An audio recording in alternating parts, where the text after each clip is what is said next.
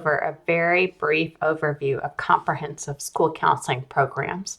Now, this is not going to be anything related to the history of comprehensive school counseling programs. That would be a completely different presentation. But I'm really just going to break down the very basic elements of what a comprehensive school counseling program is, otherwise known as a CSCP. If you take a look at Dollar, Hyde, and Saganak's 2017 text called Comprehensive School Counseling Programs, K-12 Delivery Systems in Action, they suggest that the word comprehensive and what makes a comprehensive school counseling program includes these 6 different components: holistic, systemic, balanced, preventative, integrative, and reflective. And I think this is a pretty good overarching description of what a CSCP looks like. And we've kind of gotten here over a period of many, many years, and people and scholars and practitioners are really trying to move school counseling from simply being a position to being a program. And I had a mentor, many people have had this mentor, Dr. Pam Paisley, who used to refer to something called random acts of guidance, which really was what school counselors or guidance counselors did many years ago, where they were simply just doing counseling kind of here and there, but there was no organized way of doing it. There was nothing that was programmatic or organized, and certainly not comprehensive about what they were doing. They were just kind of doing what they thought was the right thing to do at the moment. And I can even remember in my early school counseling days, before really CSCPs were, I would say, kind of more institutionalized.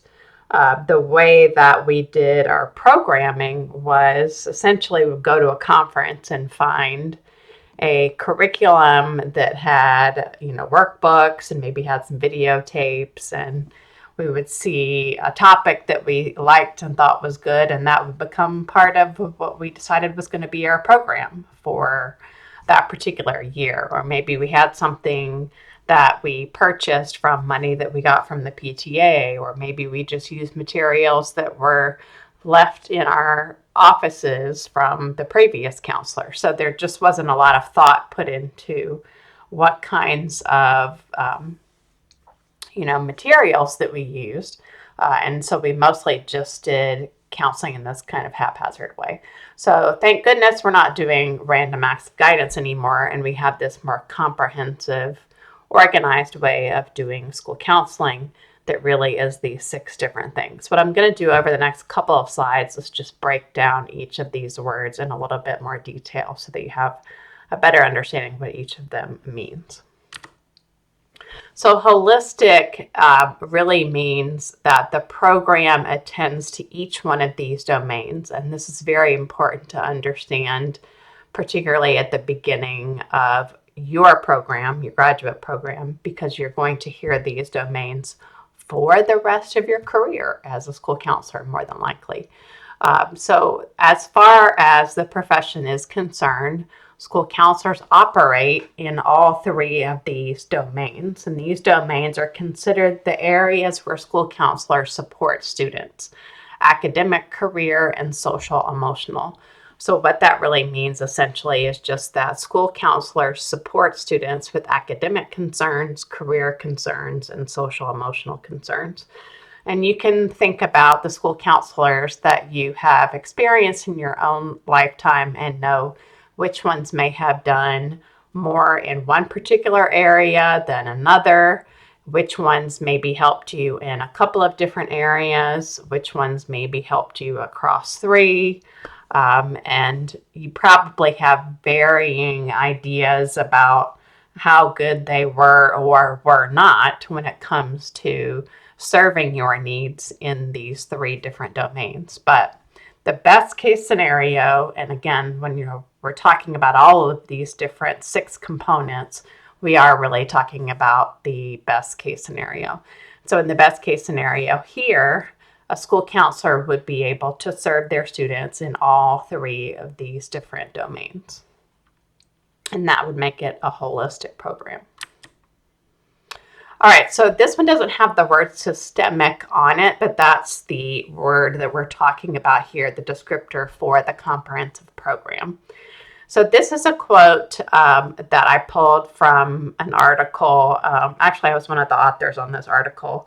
And we developed a ecological model of school counseling. So you will come to know that there are multiple models of comprehensive school counseling programs.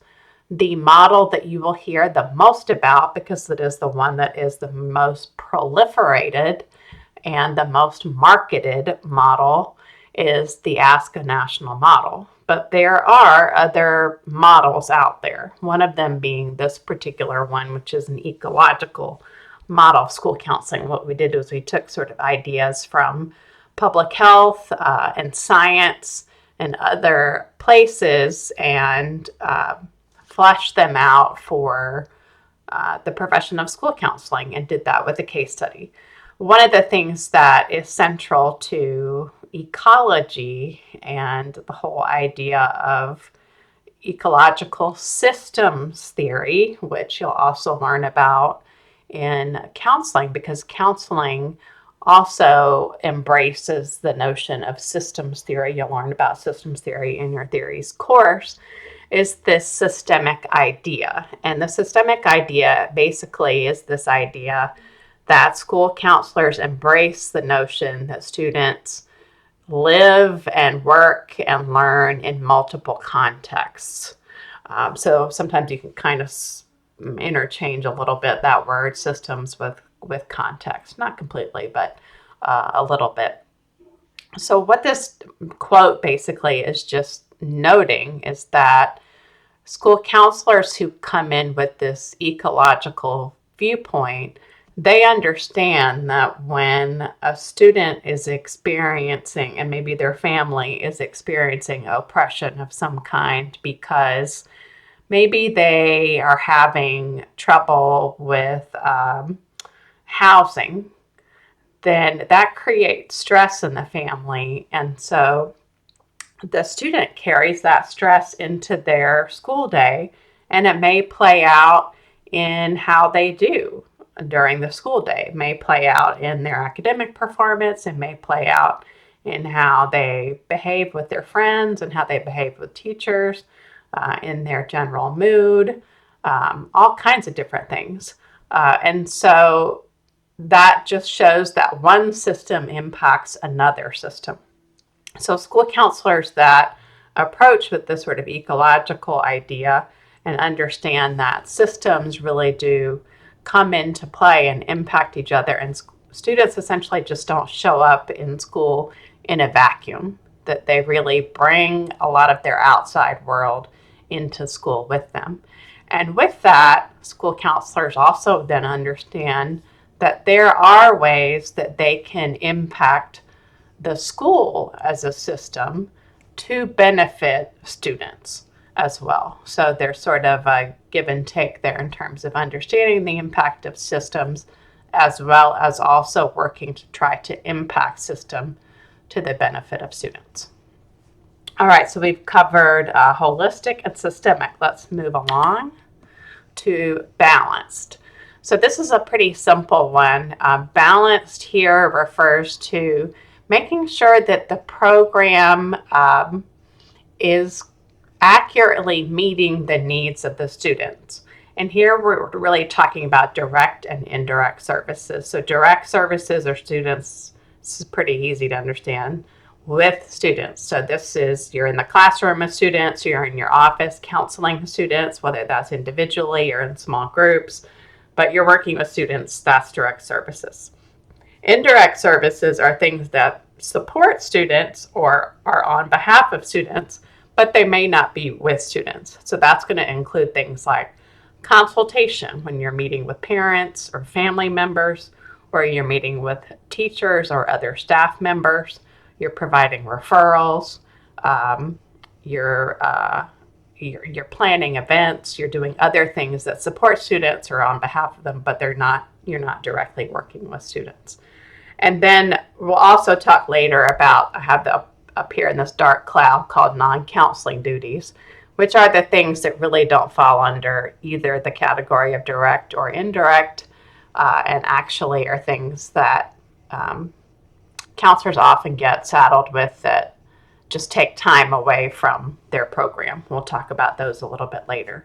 The important thing about the balance piece is not so much that you have an equal amount of direct service and an equal amount of indirect service, but that you're able to balance those two areas depending upon what's needed.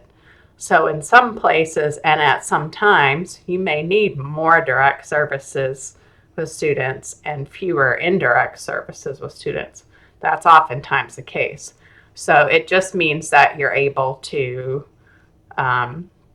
leverage those two direct and indirect services according to what the need is at that particular time. Doesn't necessarily mean that they're going to be equal to each other. Preventative. So this obviously means that you are working to try to prevent issues for students, and this applies to a lot of different topics. So it's things like suicide prevention, child abuse prevention, drug and alcohol prevention, eating disorders, all different kinds of things. And I will say, I think if you talk to most school counselors, and even in my own experience, there is a lot that happens with prevention, and there's a lot that you can do with prevention. But I do feel like there is quite a bit that school counselors do around intervention, and then unfortunately in some cases around postvention. So what does that look like? So intervention is going to be things like where there is a crisis. I mean, it's actually happening in the moment at your school, and that can be anything from an individual student having a crisis.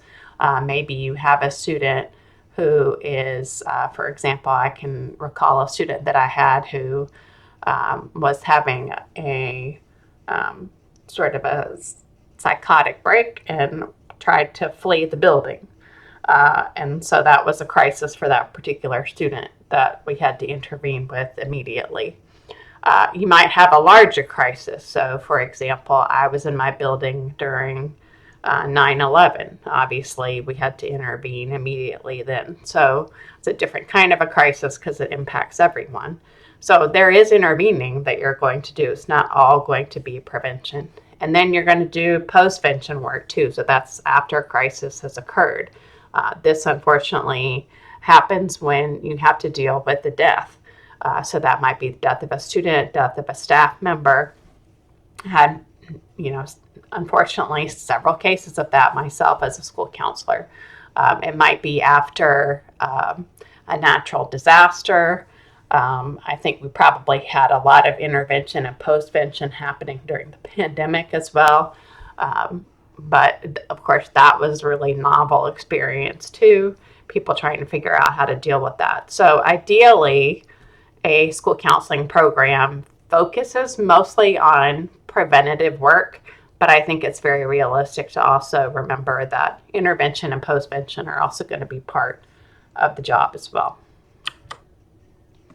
So the integrated piece of a CSCP, you're going to find pretty well spelled out when you learn about the managed section of the ASCA model. But essentially what the integrated section means is a couple of things. One, it means that the school counseling program is not ancillary to everything else that is happening in the school building.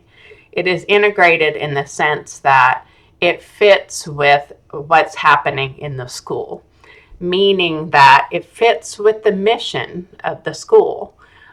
It plans itself according to what the goals of the school are, what the goals of the school district might be.